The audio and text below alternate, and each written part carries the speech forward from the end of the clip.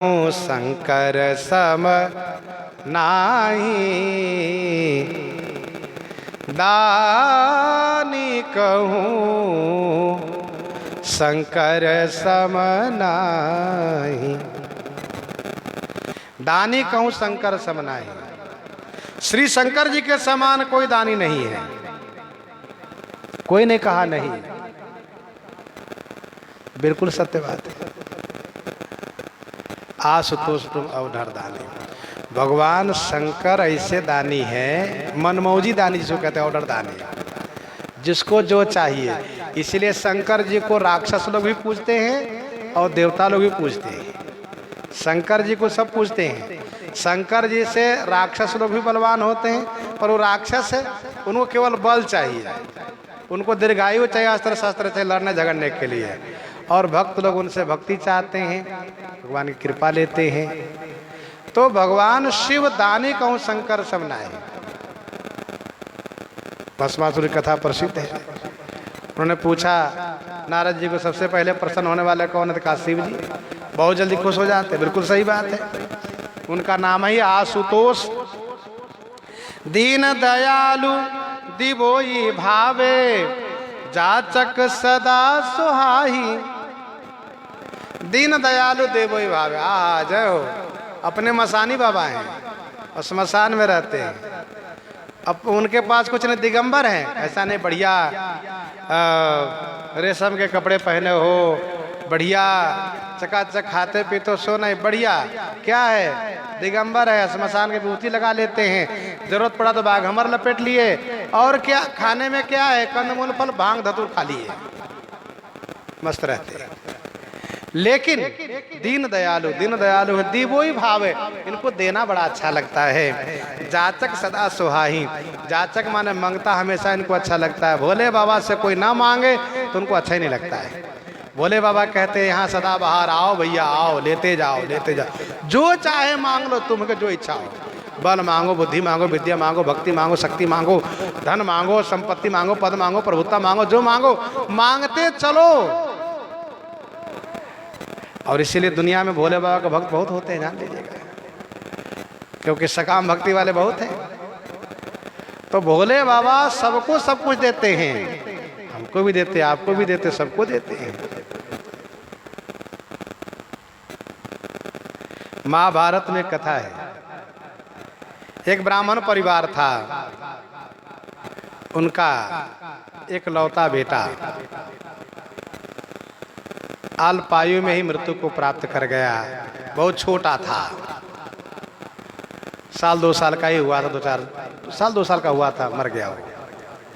गोदी में लेकर के परिवार के लोग रोते हुए गए, तब श्मशान में छोड़ के चले आते थे।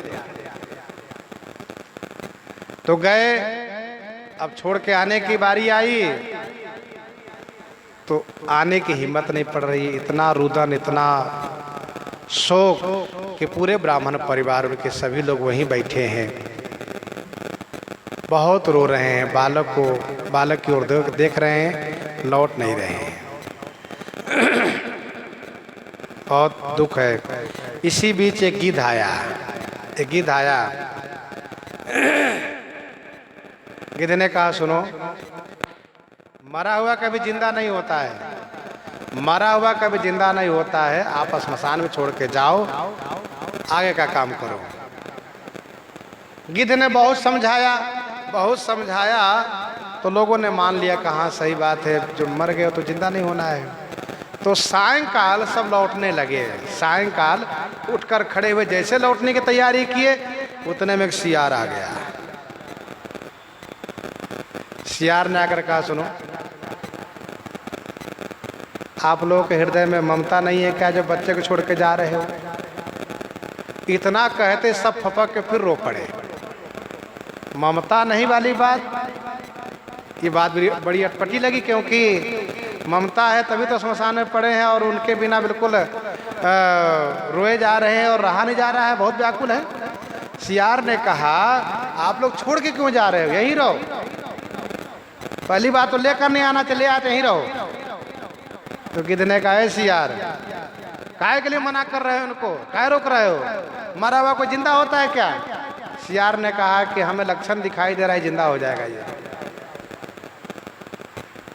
गिद्ध ने कहा ठीक, हम यहीं बैठते देखते कब तक तुम इसको जिंदा कर लेते हो। सियार ने कहा ठीक, हम भी बैठते हैं। और सियार ने सबसे कहा आप लोग भी बैठो, जाना नहीं, कोई नहीं जाना, यहीं रहो सब लोग। अब सियार को कोई लक्षण दिखा होगा, कुछ शगुन दिखा, ये शुभ शगुन दिखाई दिया कि शुभ होगा, मरा हुआ जी जाएगा।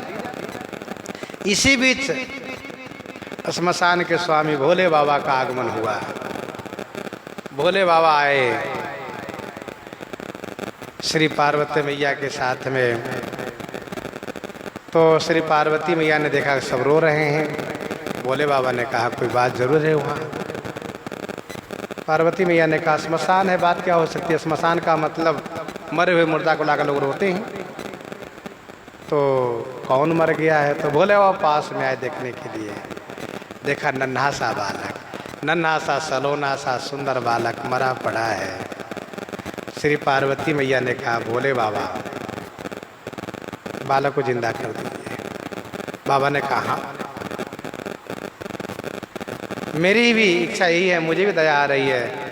तुरंत भोले बाबा ने जमराज की ओर देखा, क्यों, कहाँ रखो इनके जीवात्मा को, कहा यहाँ, तुरंत भेज दो।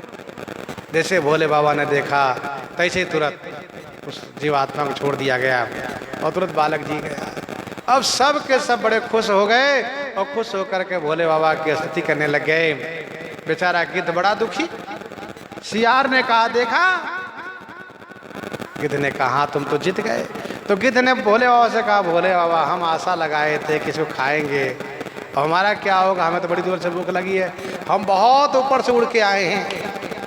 क्योंकि ये नियम रहा है गिद्ध ऊपर से उतरता है कब, जब कोई मुर्दा पड़ा हो तब, वैसे नहीं उतरता है। तो सियार ने कहा भोले बाबा भूख तो हमको भी लगी है। तो भोले बाबा ने कहा तुम दोनों को आशीर्वाद है, तुम दोनों को भूख समाप्त हो जाए, तुम लोग को भूख समाप्त हो जाए, खुश रहो। भोले बाबा आशीर्वाद दिए, दोनों को क्षुधा समाप्त हो गए, बालक जीवित हो गए। ये महाभारत में कथा है। इस कथा को श्री विश्व पितामह ने युधिष्ठिर जी को सुनाया है। कहने का भाव ये है कि दीन दयाल देवोई भावे जाचक सदा सुहाही, मारी के मार थप्यो जग में जाकी प्रथम रेख भट माही। मारी के मार थप्यो जग में जाकी प्रथम रेख भट माही। जाकी प्रथम रेख भट माही, जग माही जाकी प्रथम रेख भट। भटों में प्रथम रेखा है कौन, कामदेव। कामदेव की योद्धाओं में प्रथम रेखा है।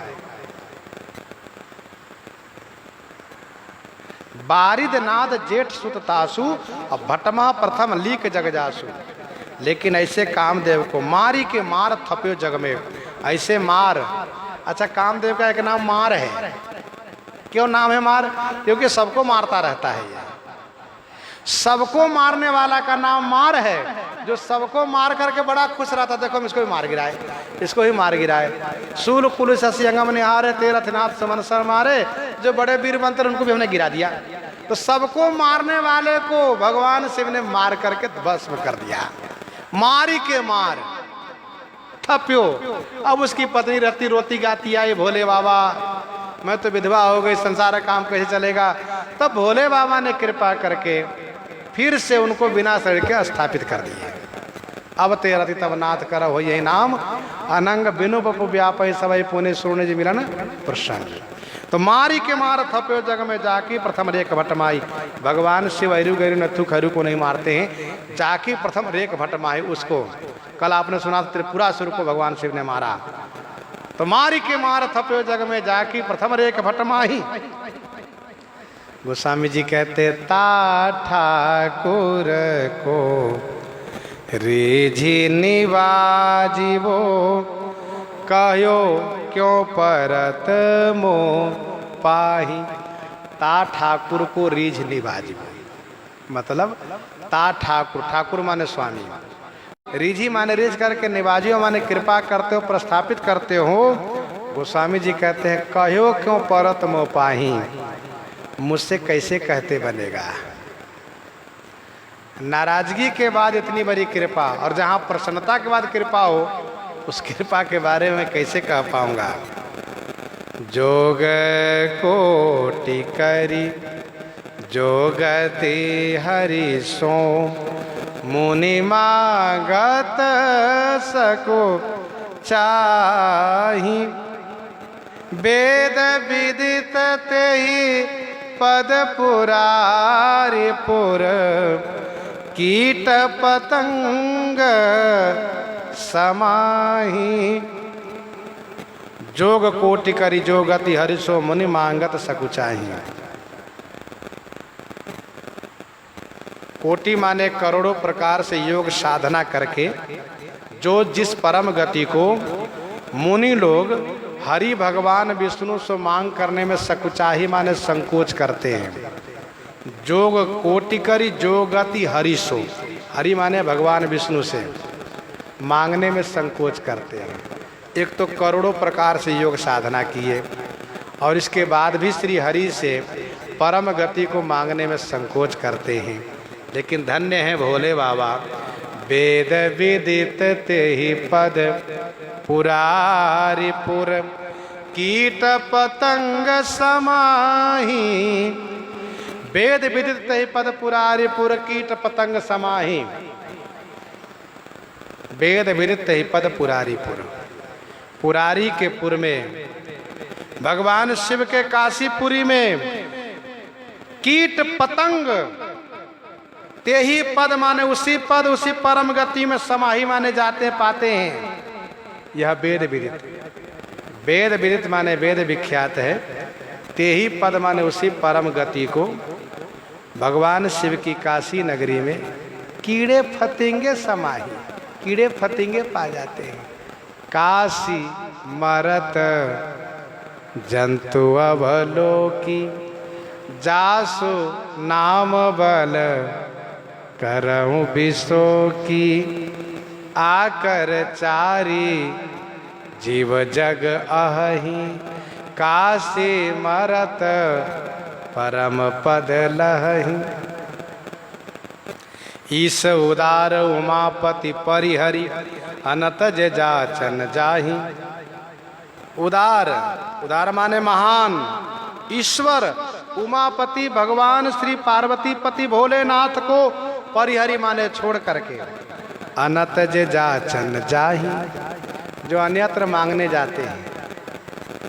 तुलसीदास ते मूढ़ मांगने, गोस्वामी जी कहते हुए मांगता मूढ़ हैं। तुलसीदास ते मूढ़ मांगने, कबहु न पेट अघाही। वे मांगता मूर्ख है, महामूर्ख है, उनका पेट कभी नहीं भर सकता।